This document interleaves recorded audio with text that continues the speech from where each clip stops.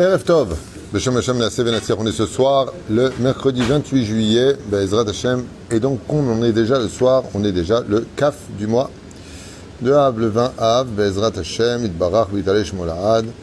Shiur, aujourd'hui, ce soir plutôt pour la Haskara. C'est ça.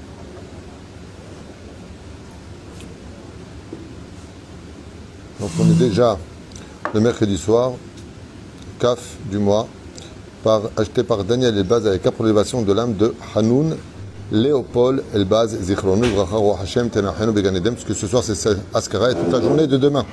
Donc le shiur sera pour lui sur un sujet intéressant qu'on m'a demandé de faire. Donc je vais essayer de le faire avec l'aide d'Hachem du mieux que je puisse. C'est un vrai sac de nœuds ce sujet, comme on va le voir tout de suite. Les couples recomposés, on va parler de ça un petit peu.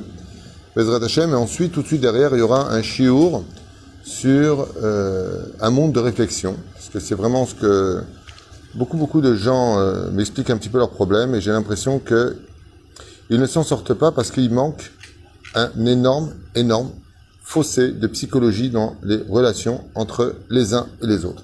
Donc le premier shiur de ce soir avec l'aide d'Hachem, c'est sur les couples recomposés. On passera en même temps à l'élévation de l'âme de mon beau-frère adoré, Georges Liban Simcha Alice. Une grande Fajima pour toute notre liste de malades, Be'ezrat Hashem, que Dieu leur donne une grande santé à tous. Mon Ratimi, Viviane Batesser, Sarah Tabat Fred Myriam, Meir Ben Rivka, Yanaï, Ben Esther, René Marlouf, Ben Sarah, Hayarou Hamasser Bat Rivka, Bechoulé. Et on commence tout de suite ce premier shiur sans trop tarder. Shiur qui sera très important à écouter. Parce que bien entendu, même s'il est basé sur beaucoup d'attraits psychologiques, il est Kulo Torah. Les enfants ont le devoir de respecter leurs parents. Honore ton père et ta mère. Dans l'ordre chronologique, si un père dit à son fils va à droite et que la mère dit va à gauche, il y a marqué Chabed et avicha ve'et imecha. Donc il se doit d'abord de donner l'écoute au père et seulement ensuite à la mère. Pourquoi ? Parce que la mère elle-même est assujettie au respect du mari. D'accord ? Mais la reine, je parle de selon la halakha. Après, chacun fait ce qu'il veut. Ouais, pas du tout. C'est quoi ce truc ? Change de chaîne. Moi, je te dis ce que la Torah dit. Je travaille pas pour moi. Je représente ce que j'étudie. Donc, dans le Shulchan Aruch, dans la Torah écrite comme la Torah orale, d'abord le père et ensuite la mère. D'un coup, bizarrement, d'un coup, on relit le contraire. Tu craindras ta mère et ton père. Donc, des fois, la Torah, elle donne d'abord primauté à la mère et après au père. Bameh dvarim amurim. Pourquoi la Torah dit-elle ça ? Elle dit tout simplement parce que, comme les enfants ont l'habitude de les alzel bekvodaïma, comme la mère, en général, c'est elle qui protège plus l'enfant que le père, qui est plutôt rock avec les enfants, plutôt menaçant. En tout cas, à l'époque, c'était comme ça. Aujourd'hui, c'est le contraire, mais pas dans toutes les familles. Mais il y a plus de règles aujourd'hui, on va dire ça comme ça. Mais la reine, la Torah nous demande et imecha et avicha tira, où vous craindrez. Donc, on a un ordre, pas simplement d'honorer ses parents, mais aussi un ordre de crainte. Et comme la crainte, on l'a naturellement pour le père, chez Neymar, Mishinichnas, Av, Memaatim et Simcha, comme le dit la Gemara dans Ta'anit 26, quand rentre le mois de Av, on diminue la joie. C'est une allusion qu'en général, avec le père, on se la ramène moins qu'avec la mère. À l'époque, c'était comme ça, en tout cas. Et souvent, les mères disaient, bon, de toute façon, ton père, il va rentrer, tu vas régler ça avec lui. L'enfant se calmait. Aujourd'hui, on entend plutôt, bon, ta mère va rentrer, tu régleras ça avec elle. Donc, il y a beaucoup, c'est pas des généralités, je sais pas, mais je pense qu'aujourd'hui, les règles sont plus les mêmes que toutes celles qu'on a connues pendant ces 6000 ans d'existence, pratiquement, au sein de notre communauté, en tout cas. Quoi qu'il advienne, il y a une autre explication qui concerne le sujet qu'on va développer, c'est que d'un côté, honore ton père et ta mère, de l'autre côté, la mère passe avant le père. À quel moment ça existe au niveau de la halakha ? Quand les parents, malheureusement, divorcent. Quand il y a un divorce qui est prononcé entre papa et maman, dans ce cas-là, d'un côté, le père peut dire hey, avant d'écouter ta mère, tu sais l'autre, parce qu'il est divorcé maintenant, donc il se permet de commettre des très très graves erreurs de langage. Eh bien, résultat des courses, on lui dit, d'accord, il y a aussi marqué ta mère et ton père, tu craindras. Des fois, papa, il passe avant maman, et des fois, maman passe avant papa. La halakha a fixé que pour un couple divorcé, les enfants peuvent écouter aussi bien le père et la mère au même niveau, pas que quand ils étaient mariés. Ça veut dire que vraiment les enfants sont divorcés. Si le père dit va à droite et que la mère dit va à gauche, dès qu'ils sont divorcés, l'enfant peut se rendre quitte en écoutant l'un comme l'autre. C'est-à-dire, donc il y a quand même une différence. Alors ce qu'il faut comprendre et réaliser, c'est que malheureusement et heureusement, la vie, quand elle offre un tikkun, une punition, parce qu'on la mérite, des fois on fait des bêtises, le mec qui trompe sa femme, ou il y parle mal toute la journée, il lève la main sur elle, ben ça finit avec un divorce. Ou alors, elle existe comme un meuble à la maison, au bout d'un certain temps, la femme lui dit, écoutez, bien gentil, mais moi je me suis pas marié pour être un meuble de décoration dans la maison, ça me convient pas. Ou alors, pire encore, le coup de foudre pour une autre, ou alors la femme qui décide de retrouver sa jeunesse parce qu'elle a fait un super régime. La liste de pourquoi les gens divorcent, elle est tellement longue qu'il me faudrait 3 jours d'affilée pour vous donner le pourquoi des choses. J'avais fait un cours à l'époque qui s'appelait Pourquoi le mariage, pourquoi le divorce. Là, vous regardez la liste, elle est très longue. Il y a des gens qui ont fait l'opération de l'estomac, ils étaient très très très obèses, et puis maintenant ils sont devenus sylphides, et puis d'un coup elles se découvrent envie de retrouver leurs 20 ans, alors qu'elles ont juste 43 ans, et donc mettre un terme à leur vie de couple pour se plonger dans un monde de dommage. Ça s'appelle un monde de dommage, raval, de gâcher une vie de famille. Au contraire, maintenant que tu es bien dans ta peau, donne le meilleur à ceux qui t'ont entouré jusqu'à maintenant. Non, on a décidé, dans une espèce d'égocentrisme, d'égoïsme, en trouvant que des défauts d'un coup chez le conjoint, dans la famille, dans la belle famille, d'un coup tout le monde est pourri, parce qu'en réalité on a besoin de prétextes, ou même s'ils sont vrais à un certain degré, on a besoin de prétextes pour quitter. Et l'homme c'est pareil, il y a aussi des jeunes qui... il y a aussi des jeunes personnes qui... des hommes, pardon, qui ont perdu à l'âge de 55 ans, 59 ans, je parle de vraies histoires, 60 kilos avec une opération. Maintenant, ils refont du sport. Et d'un coup, ils se prennent pour des petits genoux de 16 ans, avec des jeans troués, déchirés. T'as pas à me dire ce que j'ai à faire. Je pourrais avoir 2 de 30 au lieu d'une de 60, mais des trucs de ouf. Les gens sont fous. Ils sont tellement véhiculés par des films et des émissions et des fréquentations sans Torah, que tous les gonflent en fin de compte et ils basent tout. Quand je dis qu'ils basent tout, c'est-à-dire que leurs yeux, pour justifier, vont se tourner vers que les défauts de conjoint, de la situation. De toute façon, j'en ai marre de la vie que j'ai en général. Dis tout simplement que tu as envie d'essayer autre chose dans ta vie, tu n'as pas envie d'être prisonnier d'une situation qui aujourd'hui te maintient dans un respect et dans des règles que tu te dois de respecter en tant qu'époux ou épouse. Donc tout ce que je dis, c'est dans les deux sens. Le seul problème qu'il y a, c'est que dans la débilité qui traverse l'esprit de l'homme, c'est pas moi qui l'invente le mot débile, mais c'est la Gemara qui le dit. Ruach shtut nichnas bo. C'est pas une insulte. La Gemara qui dit que tout ce que nous faisons comme erreur ou comme dégâts dans la vie, c'est un ruach shtut, un esprit débile qui te pénètre. C'est-à-dire, des fois, les gens font des choses, et c'est souvent après, comme la vie est une école, beaucoup de réflexion, qu'ils se rendent compte des erreurs qu'ils ont commises. Alors, tant que c'est les parents, à la limite, quand on joue avec le feu, on se brûle. Un homme qui n'a pas compris qu'une femme, elle avait besoin et qu'elle avait des besoins et qu'il les a ignorés, il paye les conséquences de sa bêtise humaine de ne pas avoir été l'homme qu'elle attendait. Ça veut dire que, comme je l'ai expliqué ce matin à un couple que je dois marier bientôt, si Dieu veut, ne commettez jamais l'erreur de croire qu'une femme ou un homme, quand on se marie, c'est un acquis. Ce n'est pas un acquis.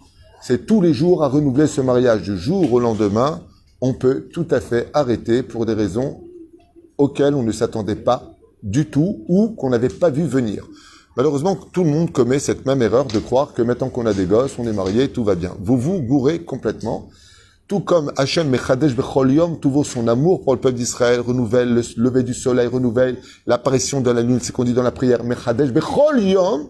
De la même façon, le mariage est quelque chose qu'on doit renouveler chaque jour, tout comme si tu as su la draguer, tu as su tenir compte d'elle, chaque jour, il faudra revenir sur cela.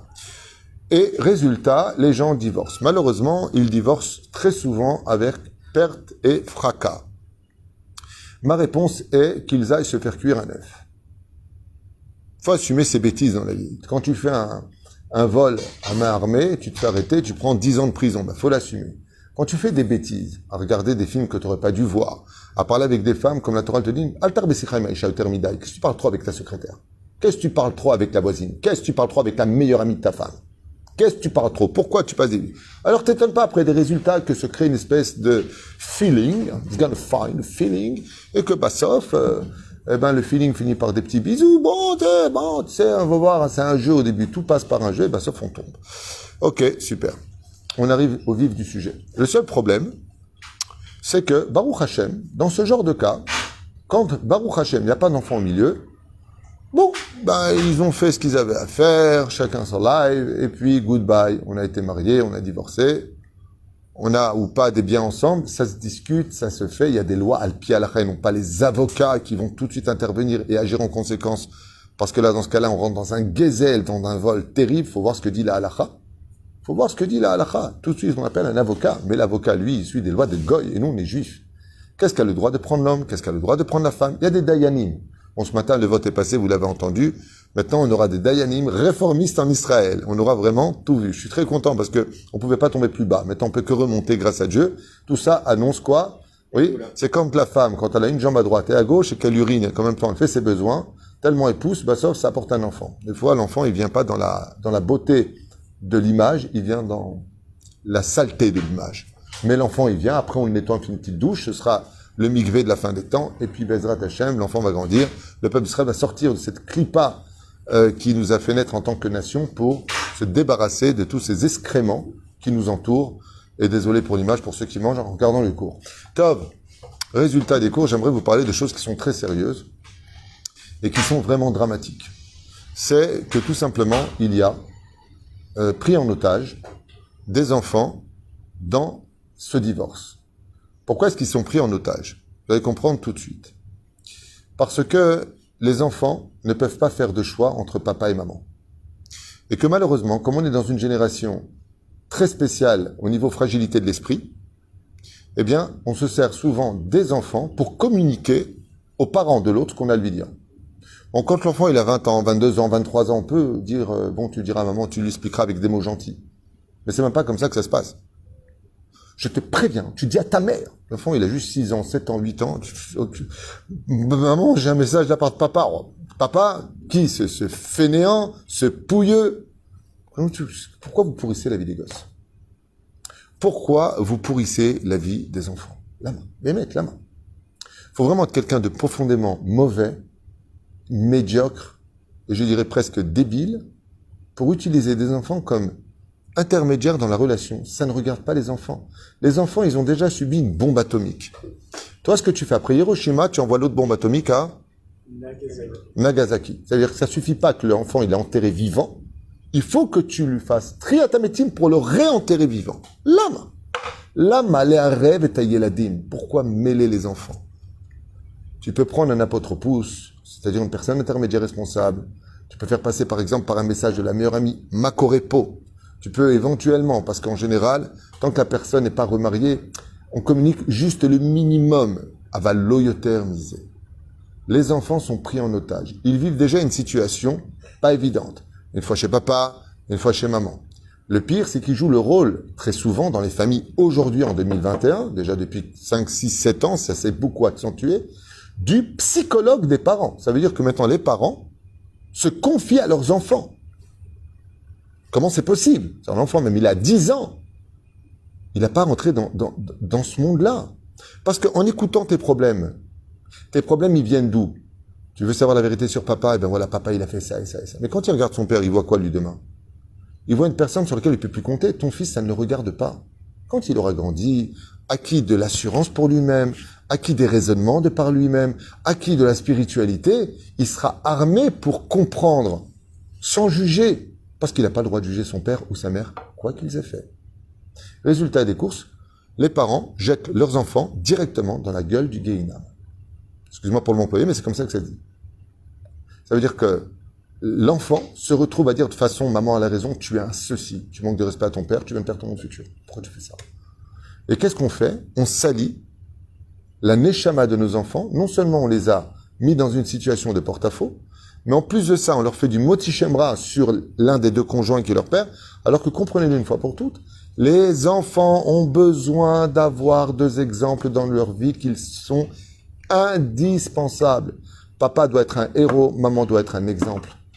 Et si ce n'est pas le cas, eh bien, vous voyez quand Dieu nous donne un fruit, il a créé la clipa, c'est pour ne pas qu'on voit le fruit tout de suite. C'est quand on arrive chez soi, on ouvre, ah, elle est un peu pourrie. Vous allez me dire, c'est dommage. Oui, mais on est déjà chez soi. Pérouche à d'avoir que quand la personne, elle a trouvé sa propre identité, elle peut se construire. Parce que comment vous voulez qu'un enfant grandisse quand on il apprend plus tard que sa mère était une prostituée ou que son père était un proxénète? Je dis n'importe quoi. C'est un pur drogué, c'est un clochard, c'était un voleur. Lama, pourquoi tu prends ce rôle du médiateur négatif pour tes enfants? Pour qu'ils se mettent dans ton camp et que vous soyez deux maintenant à cracher sur l'autre? T'avais besoin d'aide à ce point-là?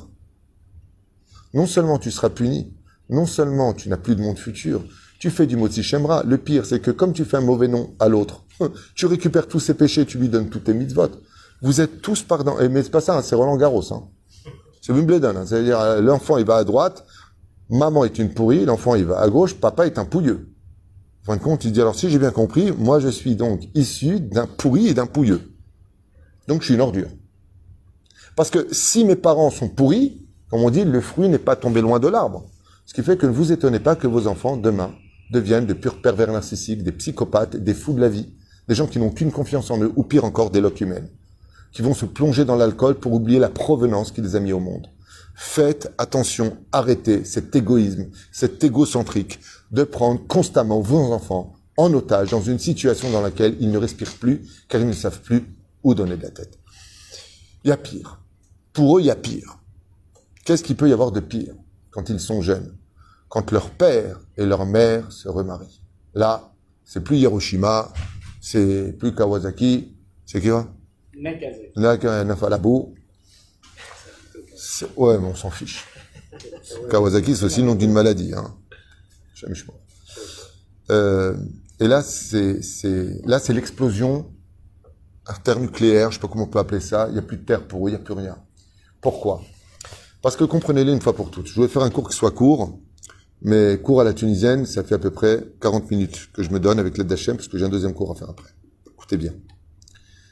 Quand un homme et une femme font un enfant ensemble, ils font passer leurs chromosomes, leurs données, d'accord? Comme le dit la Gemara, dans le sang, dans les os, dans les yeux, chacun des deux parents transmet dans la biologie de l'enfant une partie de lui. En d'autres termes, si je fais papa plus maman égale enfant, l'enfant ne vient pas de lui-même, il vient de sa propre neshama. Mais ce dont il est composé, c'est une partie intégrante des deux parents. Dans l'enfant passe la neshama, au niveau du nefesh de la mère et au niveau du nefesh de l'homme, à l'intérieur. Donc, qu'est-ce que c'est un enfant? C'est une personne qui est composée de papa et maman. Il n'est pas composé de la nouvelle maman qui va rentrer dans sa vie, qui ne sera jamais sa maman. Donc, l'enfant se retrouve quand le papa se remarie, ou la maman se remarie. C'est ce qu'il y a de mieux quand les deux refont leur vie, c'est ce qu'il y a de mieux. Quand il y en a un qui est toujours célibataire et que l'autre fait sa vie, on a l'impression de vivre une pseudo-injustice divine en disant quoi? Non seulement, tu te rends compte celui-là, avec tout ce qui m'a fait de mal, en plus il refait sa vie. Espérons qu'il crève et que machin, et hop, on repart dans les délires, alors qu'on ne sait pas sur quoi il est tombé. Peut-être que la fille qu'il a épousée va lui faire payer le mal qu'il t'a fait. Alors ne te réjouis pas trop vite ou ne pleure pas trop vite. Laisse faire Hachem. Le mieux, occupe-toi de toi. Maintenant que tu es célibataire, tu as retrouvé ta liberté, tu as retrouvé tu es plus marié, occupe-toi de ta vie. T'as pas assez à t'occuper pour t'occuper de la vie de l'autre. L'autre, oublie. Et vous verrez que malgré tout ça, la guerre ne fait que commencer. C'est ce qu'on appelle un sac de nœuds. On peut démêler beaucoup de choses. Mais les couples recomposés avec des enfants, sachez-le, représentent presque jusqu'à 90% des raisons du divorce du couple qui se marie. Pourquoi? Parce qu'ils ne respectent pas le code psychologique d'un couple recomposé. On ne peut pas demander à un enfant qui, de façon naturelle, est composé de la maman qu'il a mis au monde, de se retrouver face à une nouvelle maman qui n'est pas sa mère, et il va bien lui faire comprendre. Pourquoi? Psychologiquement, il ne peut pas l'accepter.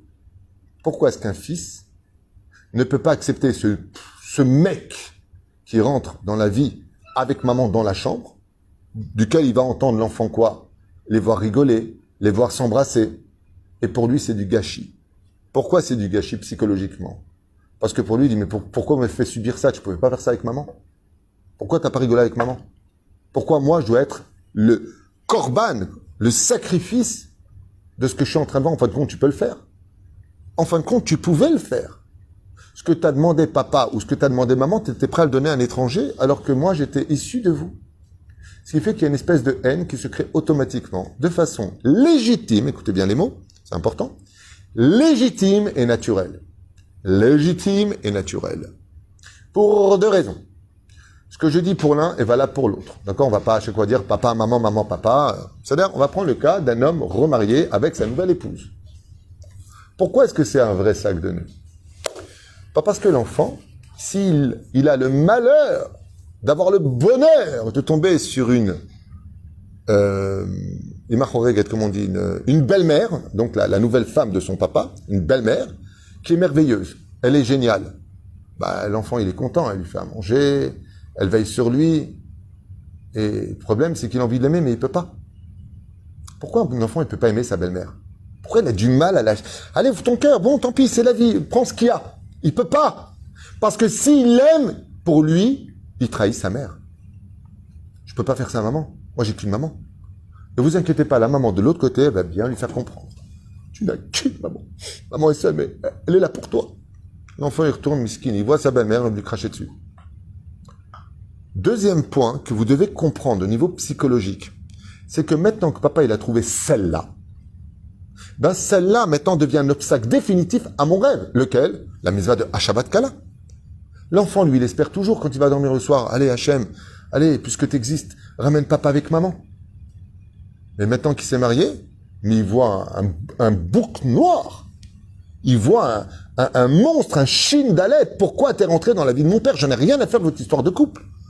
Maintenant que tu existes dans la vie de mon père, tu m'as fait tout simplement éteindre mon rêve. Donc, ce qui se passe qu'au niveau de comprenez-les vraiment, au niveau de la conscience d'un enfant, il y a des sacs de nœuds dans l'esprit qui sont très délicats. Si t'es génial, je t'en veux. Pourquoi? Parce que t'es génial. T'es génial parce que j'ai envie d'être bien avec toi. Mais si je suis bien avec toi, j'ai l'impression de trahir maman inconsciemment.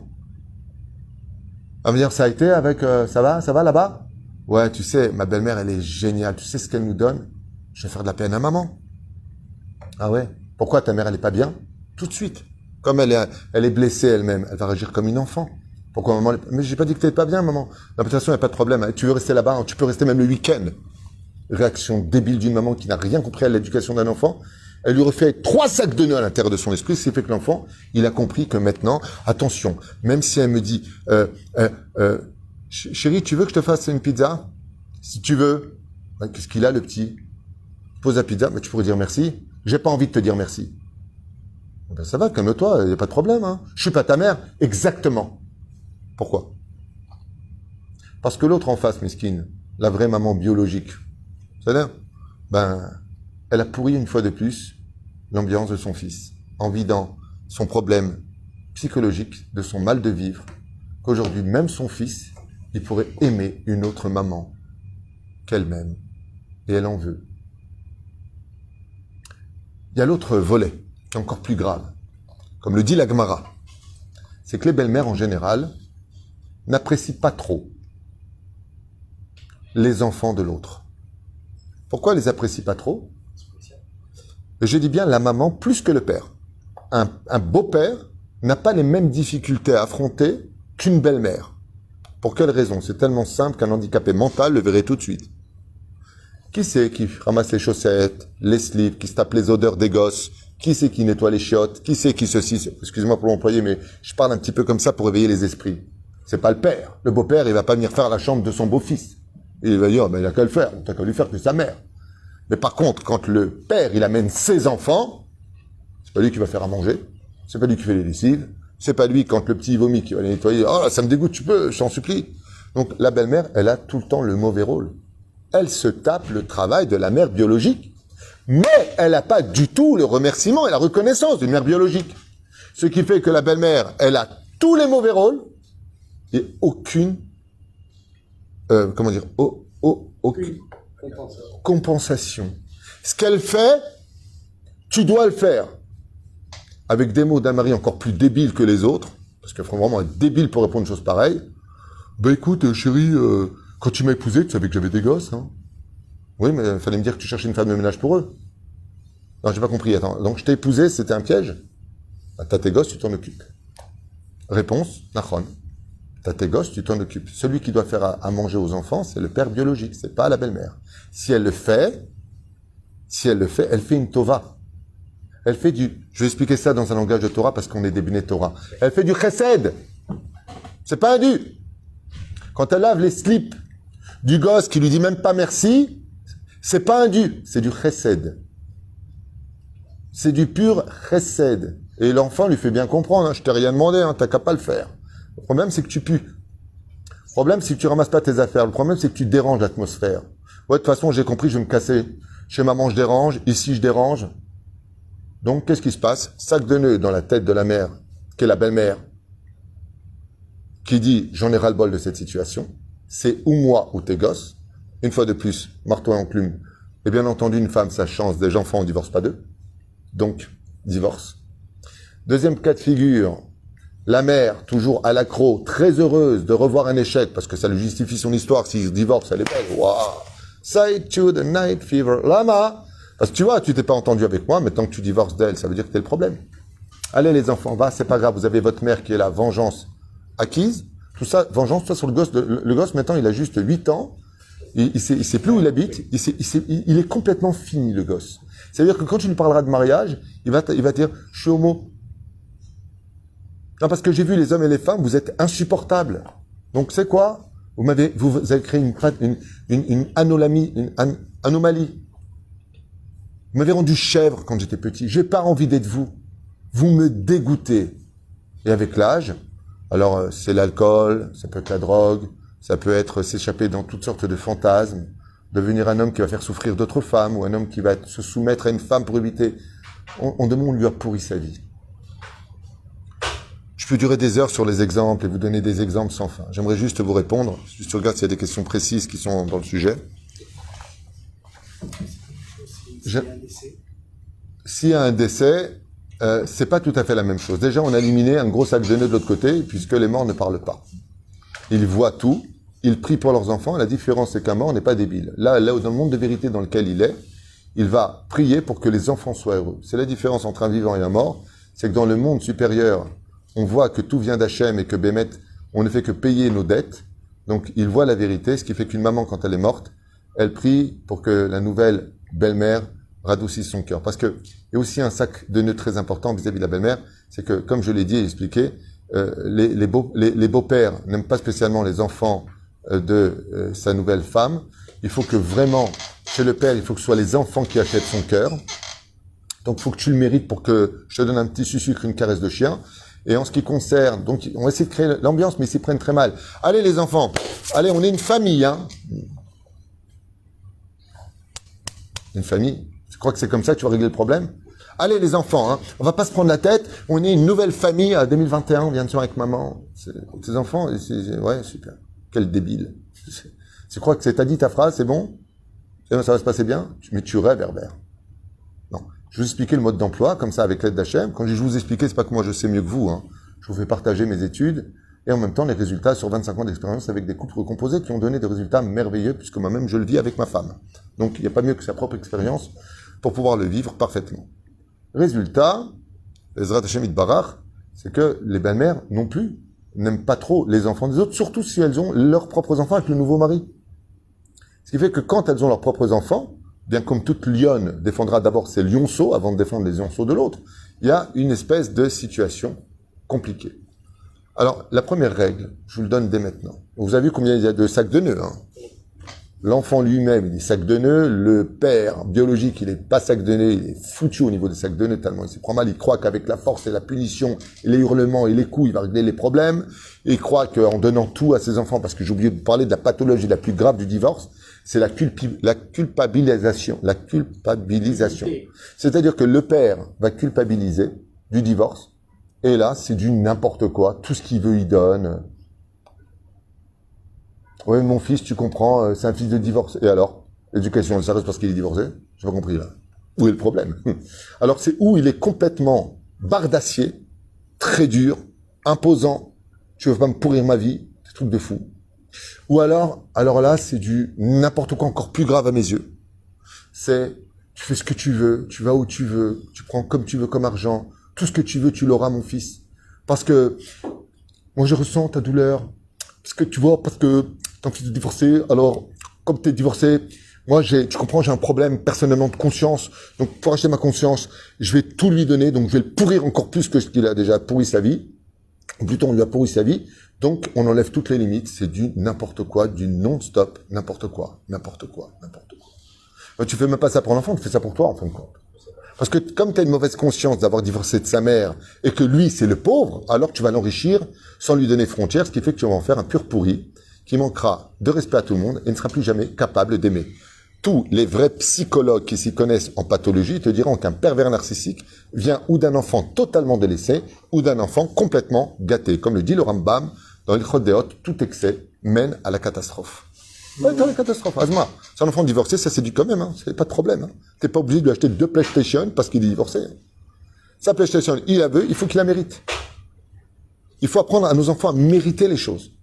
Et leur faire comprendre que, eh bien, ils ont une épreuve dans leur vie, qu'on sera là pour eux, mais toujours en tant que père et toujours en tant que mère. Parce que quand on aime vraiment ses enfants, non seulement on ne les utilise pas, mais on veille aussi à leur éducation. Ce n'est pas une raison pour les laisser nous insulter, c'est pas une raison pour les laisser devenir fous ou pour dépenser n'importe quoi ou faire n'importe quoi de leur vie. L'éducation continue. On essaie de récupérer ce que l'on peut récupérer.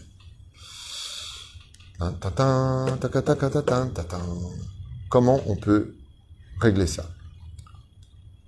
Quand on veut construire un immeuble qui monte très très très très haut, dans des endroits où il y a des tremblements de terre, comme par exemple au Japon, est-ce qu'on peut créer les mêmes fondations qu'un immeuble normal dans un endroit où il n'y a pas de tremblement de terre, de problème quelconque? Non. Je vous explique en 2 mots pour que vous compreniez l'image. Quand on vient pour construire un immeuble de plusieurs étages de hauteur, d'accord? Bien, les fondations, on va aller à peu près à 1/3 en profondeur de l'immeuble, dans lesquels on va mettre du béton armé, d'accord, pour faire grandir cet immeuble.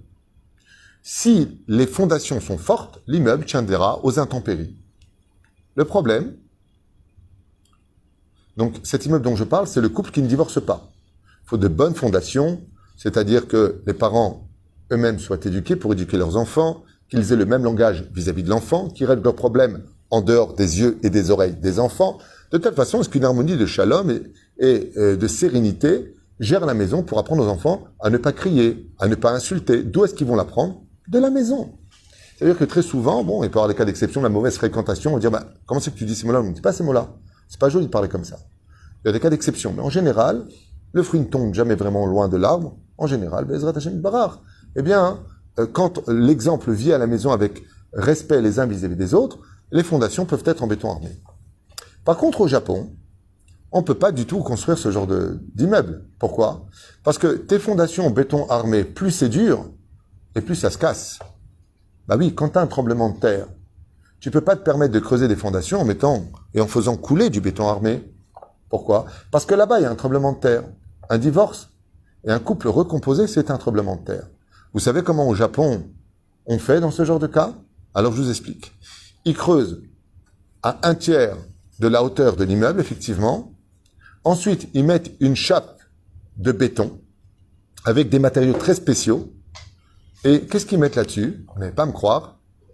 Des ressorts. Des ressorts spécialement aménagés comme étant les fondations de l'immeuble. Ce qui fait que, quand il y a un tremblement de terre au Japon, les immeubles, ils font ça. Ils dansent sur le sol et ne se brisent pas. Pourquoi? Parce qu'ils sont bâtis sur des ressorts. Ce qui fait qu'on ne peut pas donner les mêmes fondations d'une éducation quand on est un couple qui vivons ensemble et un couple qui est recomposé. Puisque la belle-mère n'est qu'une étrangère qui rentre dans la vie de mon père, qui est son choix à elle et pas le nôtre. Donc t'es pas mon choix, va crever. Et de l'autre côté, c'est pareil, quand je dis la mère, c'est peut-être le père, mais j'expliquais comment il y a une différence. C'est que la belle-mère, elle a toujours le mauvais rôle par rapport au beau-père. Celle qui faut. Donc, qu'est-ce qu'il va falloir faire? Changer les données des fondations quand on veut se marier dans un couple recomposé. Comment ça se passe? Je vous le dis, c'est très simple. Toute chose est un code de la route. Akadosh Baruch Hu, quand on est face à une épreuve qui existe et qu'on a attirée sur soi par son manque de maturité ou sa bêtise humaine, il donne toujours la clé. Troufa kadma la makle. Avant le mariage, pas après le mariage, on verra bien. Avant le mariage. Faut d'abord comprendre psychologiquement comment ça marche dans la tête d'un enfant. Faut être un petit peu pédagogue. Ne demandez jamais à vos enfants d'aimer votre conjoint. Il n'est pas obligé de l'aimer. Si c'était que la mitzvah de Ve'ahavta l'iracha kamocha, c'est tout. C'est tout. Il n'est pas obligé de l'aimer. On ne peut pas lui dire, ouais, pourquoi t'aimes pas ma femme? C'est pas mon choix, c'est pas ma femme, c'est la tienne. Pourquoi tu veux que je l'aime? J'aime maman, moi. Il a besoin d'acheter sa conscience. Là, il y a des choses, des dégâts qui sont faits.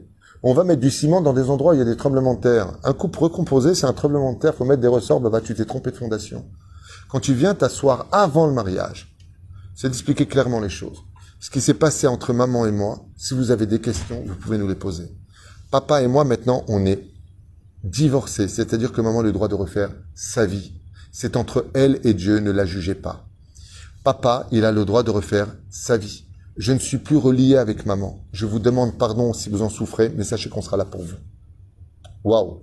Déjà, un coup d'éponge sur la grande poussière dans cette table sur laquelle vont manger les enfants. Intéressant.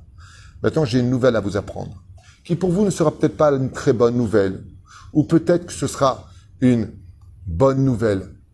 Mais là, vous devez comprendre que par contre, moi, pour vous construire, je dois me construire. Je ne peux pas vivre seul. Avec maman, ça n'a pas marché, je m'en excuse, parce que vous en souffrez. Je compte me remarier avec une femme. Cette femme va rentrer dans notre vie. Je voudrais vous la présenter. Comprenez-le bien, elle ne sera jamais votre mère et ne tient pas à être votre mère. Je ne vous demande pas de l'aimer. Mais par contre, il y a une règle que vous devez comprendre et retenir à vie. Et cette règle-là, vous devez l'enregistrer. Que je sois là ou que je ne sois pas à la maison. C'est le respect. Celui qui manque de respect à ma nouvelle épouse me manque de respect. Parce que je vous aime, vous êtes irremplaçable. Mais elle va devenir ma femme, pas une copine, pas une femme de ménage, pas une cuisinière. Elle devient ma femme, mon épouse. Pas celle qui remplace maman. Ça n'a rien à voir avec vous. C'est celle qui remplit mon vide à moi aujourd'hui pour lequel j'ai envie de partager mon bonheur pour mieux vous construire à vous. Vous savez, quand vous serez grand, si je me remarie pas, vous savez ce que vous allez me dire? Papa, je me marie. Tu sais, tu devrais refaire ta vie, mais il sera peut-être trop tard pour moi. Alors je vous demande à vous de ne pas être égoïste. Ne me jugez pas. Aujourd'hui, j'ai fait un chidour, j'ai rencontré quelqu'un. Cette personne me plaît. On va essayer de vivre ensemble en respectant vos conditions. Mais vous devez respecter aussi nos conditions. Ce que je tiens à vous dire à voix haute, et sur laquelle je serai intransigeant, c'est que cette femme qui est à côté de moi, vous devez la respecter. Vous n'avez aucun droit de lui manquer de respect. Vous n'avez aucun droit de mal lui parler ou lui crier dessus. Sinon, c'est à moi que vous aurez affaire. Mais que vous ne l'aimiez pas, que vous lui parlez avec votre mère, que vous lui demandez des avis à moi, votre père ou votre mère, elle ne se mêlera pas de votre vie.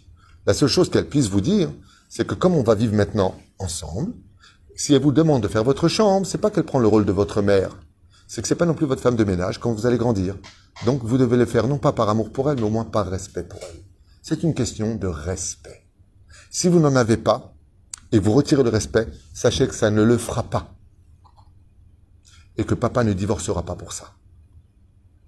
Si cette femme ne vous respecte pas, ça ne le fera pas entre elle et moi. Je la quitterai, je le dis devant elle, pour vous si elle ne vous respecte pas. Mais je ne l'obligerai pas à vous aimer. Et je ne l'obligerai pas à vous comprendre dans vos crises à 2 balles. C'est comme le code de la route, vous voyez, c'est pas des voitures tamponneuses. On ne doit pas se toucher les uns les autres, garde tes distances. Tu veux manger? Manger. Ouais, tu vas pas, c'est bon. Ça te plaît pas, va te faire à manger, mon fils. Comment on arrive à ce genre de résultat? Quand on ne veut pas qu'il y ait des dégâts dans les couples recomposés, c'est au père de jouer le rôle. Mais qu'est-ce qu'il fait le père? Très souvent, c'est cet enfant qui a grandi, qui s'appelle papa. Il prend son sac d'erreurs et il le jette dans les mains de sa nouvelle épouse. Et sa nouvelle épouse, elle lui dit, je suis désolé, c'est pas pour moi, c'est trop lourd. Quand je lui demande un truc, il me dit, je peux pas prendre ce rôle. C'est à toi de prendre ce rôle. C'est toi le père, c'est toi qui dois écouter, pas moi. Moi, qu'est-ce que je fasse? Il m'écoute pas, je veux pas le jeter, c'est mon fils. Ok, alors moi, je prends quel rôle dans l'histoire? En fin de compte, je t'ai épousé, certes. Déjà que je dois supporter tes sauts d'humeur à 2 balles. Ce que tu m'as fait croire sur un tapis volant style Aladdin, ça a fini avec, on s'est pris le mur du palais de Jaffa. Ok? Donc je retombe de mon petit nuage. En plus de ça, tu me refourres tes gosses. J'ai pas compris. J'ai pas compris. Au moins, si je m'occupe d'eux, je veux bien. Mais qu'ils me respectent. Qu'ils me disent merci quand je dépose quelque chose. Je sais pas, on est parti au restaurant, il y a une femme qui a déposé une carafe d'eau, elle lui dit merci. Moi, je mérite pas ça. Moi, quand le petit, il est malade et que tu dis, oh, punaise, je suis au boulot, emmène-le-toi chez le médecin. Ben, je vais l'emmener parce que j'ai un cœur. Et quand il m'insulte dans la voiture derrière, j'en ai rien à faire du médecin, de toute façon, je t'ai rien demandé à toi. Mais moi, j'ai envie de retourner à la maison. Viens t'occuper de ton enfant, il veut pas de moi. Qui doit être le tampon des deux? Le père ou la mère biologique. C'est à elle de régler les problèmes et de refaire une circulation dans laquelle les enfants ont le devoir, écoutez bien, et le besoin de voir que papa et cette nouvelle maman, belle maman, marchent ensemble. C'est-à-dire que quand le fils il répond mal à son beau-père, il est du devoir de la mère de dire « Excuse-moi un instant, ne recommence pas ce que tu viens de faire. Tu n'as pas envie de manger, tu prends le plat, va dans ta chambre, dégage. Tu manques de respect à mon mari, t'as affaire à moi. » Le langage est clair. Ouais, de toute façon, passe ta crise. Je comprends que ça te fasse mal, passe ta crise. Mais tu ne nous feras pas divorcer. Parce que les enfants ont pour but, de façon des fois presque inconsciente, de tenter le coup de les faire divorcer. Pour plusieurs raisons. Le premier, venger peut-être maman. Le deuxième, cette espèce de jeu qui est très douloureux chez l'enfant. Qui tu préfères, elle ou moi? C'est le jeu des enfants. C'est, ouais, je vais te foutre la pagaille dans ton couple pour voir si tu tiens vraiment à moi, papa. Tu dis que tu m'aimes, eh ben, prouve-le-moi maintenant. Vas-y, jette-la, elle, pour moi. Je vais lui pourrir la vie, de telle façon à ce que je puisse constater si derrière tes mots d'amour dans ma chambre, t'inquiète pas, je serai là pour toi, eh bien, je vais te mettre à l'épreuve. Il est interdit à des parents normaux de rentrer dans le jeu de l'enfant. Mon fils, tout amour a une limite. Et viendra un jour où tu quitteras la maison, tu vas te marier, et moi j'ai besoin de construire. Moi aussi j'ai besoin d'une histoire d'amour. Moi aussi j'ai besoin de vivre quelque chose. J'espère que ta mère refera sa vie. Sans rentrer dans les détails de ce qu'elle m'a fait comme bien ou comme mal. Et pour cela, il faut avoir beaucoup de maturité. Le problème, je vous dis franchement, c'est que on vient tellement avec des sacs de nœuds de notre passé, de douleurs intérieures, de raceras intérieures, et on arrive avec tout ça sur la table pour régler d'autres sacs de nœuds. C'est-à-dire, tu peux pas régler les sacs de nœuds des autres si toi-même, avec toi-même, t'as pas réglé tes sacs de nœuds. Parce que les gens font des amalgames. Eux-mêmes viennent des fois de parents divorcés, ou alors ils sont dans le pétrin, par exemple, financier, ils ont leur père qui est blindé, ils demandent de l'argent au père, le père, il les ignore. Donc ils viennent avec toute cette... Qu'est-ce que t'as, toi? Tu veux partir, toi aussi?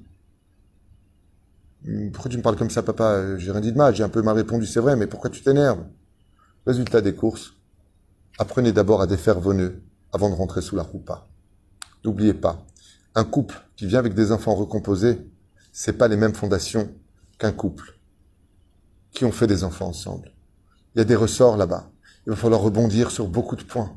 Et un des premiers points du ressort, c'est que quand tu rentres sous la roupa, pose-toi bien la question. Est-ce que cette femme que tu l'épouses vraiment pour la rendre heureuse? Est-ce que tu seras prêt à la défendre? Est-ce que tu seras prêt à être un parfait équilibre entre tes enfants biologiques et les nouveaux demi-frères qui vont coexister? Est-ce que tu seras là dans cette coexistence pour être celui qui instaurera le respect obligatoire? Parce que si ce respect n'a pas lieu, si ce respect ne peut pas avoir lieu, c'est qu'une question de temps avant qu'on atteigne le divorce.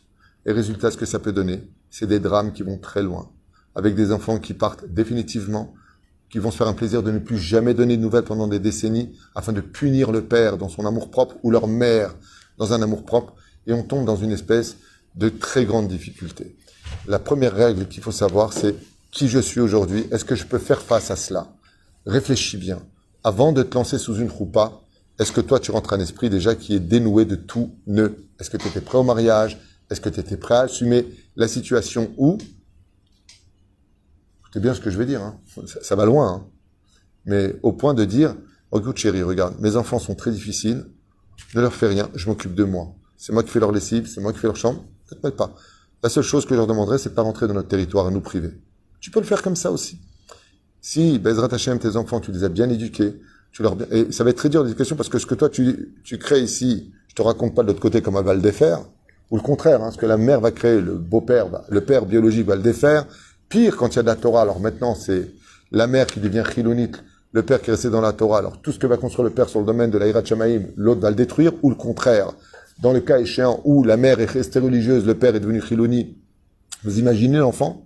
Il fait un Shabbat chez sa mère, c'est tout est kadosh, ou c'est son père, c'est Dvar Torah la totale, il va avec son père, chérie, on va à la plage, il l'emmène là-bas où il y a les femmes avec un fil, là, je sais pas comment on appelle ça, ok, il les voit complètement à poil, il vient, il lui demande à manger, il lui donne des crevettes, l'enfant, il sait plus où il habite, il est complètement paumé, parce que les parents sont de purs hypocrites, et de purs égoïstes. Et j'irais presque qu'ils méritent même pas leur enfant. C'est-à-dire que tu as rendu ton fils complètement débile, quoi. Il a plus de base, il a plus de données, il a plus rien. C'est-à-dire que toi, au moins, t'es pas chômeur Shabbat. Pense à lui. Quand tu le reçois, ce Shabbat. Sois pas égoïste. Non, moi, j'en ai rien à faire, moi. D'accord, mais toi, tu vas au Gainam. C'est bien, mais tu l'emmènes avec toi au Gainam. T'as pas de pitié pour lui? Chas v'shalom. Mon amour. Mon amour de quoi? Mon amour de quoi? Où il est ton amour? De quel amour tu parles? De celui où t'as pas envie d'être seul plus tard? Là-bas où tu vas aller? Au moins, pense à l'enfant. Pense à lui. Pense à lui. Donnez-lui un équilibre de vie. L'enfant, il a besoin de savoir qu'est-ce qu'il y a à ma droite, qu'est-ce qu'il y a à ma gauche. Mais quand vous enlevez toutes ces frontières, et quand papa il dit ça c'est bien, et ça c'est mal. La mère a dit, ah non, pas du tout. Ça c'est mal, et ça c'est bien. L'enfant il fait quoi? J'ai compris une chose. Vous êtes deux fous. Vous savez même pas ce que vous racontez.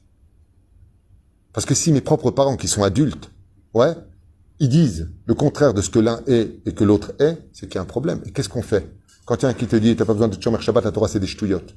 Et que l'autre, il dit, Chaz v'shalom, la Torah c'est la vérité, mon fils. Qu'est-ce qu'il fait l'enfant?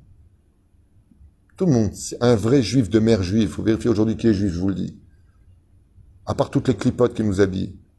Mais toi, tu veux pas être religieux. D'accord? Tu reçois tes enfants. Fais l'effort de pas allumer la télévision le Shabbat. Fais l'effort de pas fumer à côté d'eux. Pas pour toi, pas vis-à-vis de Dieu. Et toi, t'es fâché contre Dieu, tu veux tuer Dieu. Bon, fais la tour de Babel et va te suicider. C'est pas le problème. Mais ton fils ou ta fille, laisse-le au moins dans la lumière de la Torah. Montre-leur au moins que papa est très religieux. Moi, je suis moins traditionnaliste. Ou maman est très religieuse. Au moins, ici, on est plus traditionnaliste. Et pas l'enfant, il sait plus. Il va être chômeur Shabbat le vendredi soir, le lendemain, il fume une cigarette. Pourquoi? Il dit, bah, comme maman. Maman, elle fume, je fume. Bah, mon exemple, c'est ma mère. Mon exemple, c'est toi. Je sais plus, et puis je m'en fous, moi, de tout ça. Et puis, si Dieu existe, il avait qu'à régler le problème. Parce que lui, il n'est pas capable de régler le problème. La reine, n'oubliez pas, tout ce que vous venez d'entendre, de le mettre d'abord en pratique. Et si on a perdu une femme, alors dans ce cas-là, il faut comprendre que cette femme, qui n'est autre que la belle-mère, a un rôle encore plus difficile à jouer. Malgré le fait qu'il y a un sac de nœuds en moins à régler, ça reste toujours une culpabilisation vis-à-vis d'eux, vis-à-vis de la vie. Les enfants sont révoltés contre Dieu, donc tout ce qui touche à la Torah les dégoûte. Pourquoi tu m'amènes à la Torah? Tu veux que je respecte un Dieu qui m'a pris ma mère, mais qui là est un. Donc il faut rentrer dans toutes ces considérations et veiller à devenir meilleur chaque jour. Et c'est pour cela que moi je vous conseillerais juste une chose. Vraiment. Vraiment de tout mon cœur. On va pas faire de cours ce soir, il est déjà tard. J'ai aussi une épouse qui m'attend à la maison. Mais vous pouvez pas savoir combien c'est un équilibre dans une vie d'être souriant. Souriant dans la vie. Prenez à sourire. Avant chaque chose, avant tout dialogue, apprenez à sourire. Et votre sac de nœuds personnel, vous le laissez à l'entrée de la maison, pas dans la maison. Vos problèmes de travail, vos problèmes de santé, vos problèmes de tout ce que vous voulez, ne le reportez pas sur des enfants qui ont besoin d'être remontés et non pas détruits. Et si vous n'arrivez pas à les comprendre, alors réécoutez ce chiour. Parce que ici, je vous explique des choses fondamentales où vous allez demander à vos enfants de vous comprendre alors que c'était à vous de les éduquer. C'était à vous de les comprendre, c'est pas à eux de vous comprendre. Vos enfants n'ont pas à rentrer dans tout ce qu'ils ont vécu. Un enfant qui a perdu sa mère, qu'est-ce que tu veux qu'il soit? Un rabbin demain? Tu veux qu'il aime prier Dieu? Mais il n'aime pas ton Dieu. Ton Dieu, il n'aime pas, il a pris sa mère. J'aime pas, moi, ton Dieu. Qu'est-ce que tu veux chez moi? Et nous, on va lui dire, ouais, t'as pas de pitié pour ta mère, tu fais pas le kaddish, tu viens pas prier pour elle, tu fais pas de mitzvot. Mais j'y crois plus. Je suis dans une phase de destruction et toi, tu veux que je sois construit? Mais papa, il y a deux choses que j'ai à dire. Non seulement je veux pas de Dieu, mais le pire, je veux pas être comme toi. Pour moi, toi aussi, t'es un raté. À la limite, j'aurais préféré à la limite presque que toi, tu meurs et maman, elle reste vivant. C'est ce qu'un gosse peut sortir à voix haute quand il n'est pas compris dans sa douleur. Parce que, comme on le savait tous, on a un côté animal en nous. Et quand un animal est blessé, il est 2 fois plus dangereux. Faites attention. Ne pas trop tirer sur l'élastique. Faites attention de comprendre vos enfants. Et arrêtez de croire qu'avec des menaces, des coups, et je sais pas qui, pas que pas quoi, vous allez régler les problèmes. Arrêtez de étudier un peu, tu fais rien de ta vie, tu seras rien, tu seras un raté. Ça lui parle même plus au gosse. Il est tellement mal à l'intérieur de sa vie à chercher qui il est, qu'il a ce coup de pelle qu'il reçoit sur la tête. Non seulement ça va pas l'aider, mais vous allez juste créer encore plus de haine jusqu'au jour où, chas v'shalom, vous l'aurez même enterré dans le monde futur parce qu'il en viendra à lever la main sur vous. et vous n'aurez été que le seul responsable. Pourquoi? Parce que vous manquiez tout simplement de maturité, de recul et de psychologie. Des fois, il faut utiliser la manière forte.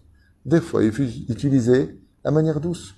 Mais la meilleure façon de régler les choses, c'est dans le calme, avec le sourire, et laisser nous apprendre, nos enfants, doucement, doucement apprendre de la vie, à trouver leur place dans la société, dans la famille et dans leur avenir. Soyez patients, soyez unis. Et surtout, comme je le dis souvent, si la belle-mère, elle souffre énormément, toi au moins, sois à la hauteur, donne-lui l'amour dont elle a besoin, donne-lui les cadeaux qu'elle mérite tellement d'avoir éduqué des enfants qui ne sont pas les siens. Sois là pour elle. Non. Non seulement c'est elle qui se tape tout, elle a plein de réflexions, elle n'a pas le droit spécialement à beaucoup d'amour, pas spécialement à beaucoup de compliments, et on l'enterre vivant, elle aussi. Jusqu'au jour où on se dit, de toute façon, j'ai envie de tout quitter. C'est-à-dire, le mec, il est tellement lâche et bidon qu'il a envie de tout quitter maintenant. Ça, quittons le bateau que j'ai foutu le feu.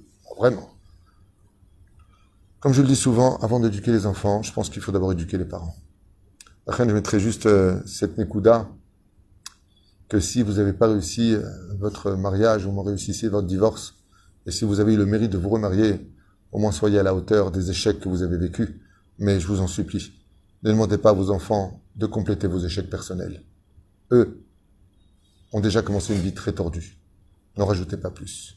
Baruch Adonai l'olam amen v'amen. Et, je tiens à le dire à voix haute, si dans ce discours j'ai blessé quelqu'un ou que quelqu'un s'est senti visé alors que je ne fais allusion absolument à personne, je parle de façon générale avec du Da, Torah, sachez-le, je m'en excuse, mais je ne vous demande pas pardon pour des vérités que vous avez entendues. Kol Tuv et Litraot.